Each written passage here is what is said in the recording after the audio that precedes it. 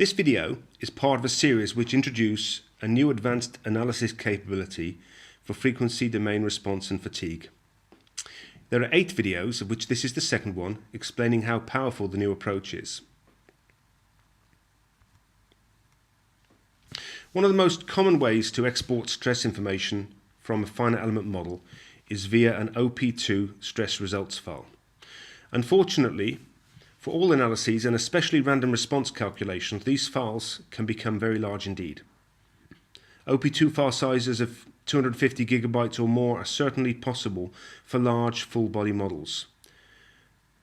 For models of this size, existing methods break down. This truck was analysed around 10 years ago, and even though the model size is relatively modest, at around 500,000 degrees of freedom, it was still not possible at that time to process this in the frequency domain in a practical manner.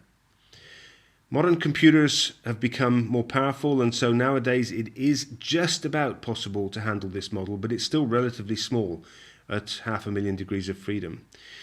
So we need some other way to be able to handle models as they get bigger. So when they go to 1,000,000 degrees of freedom, 2 million, 10 million degrees of freedom, a way to be able to handle the transfer function that's generated for those sorts of models.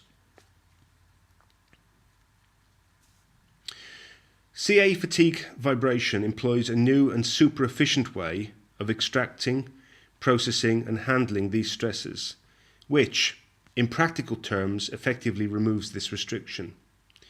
This is based on a running sum moment extraction procedure, which calculates the spectral moments on a frequency by frequency basis, meaning that it's possible to pick up and handle stress results files of virtually any size.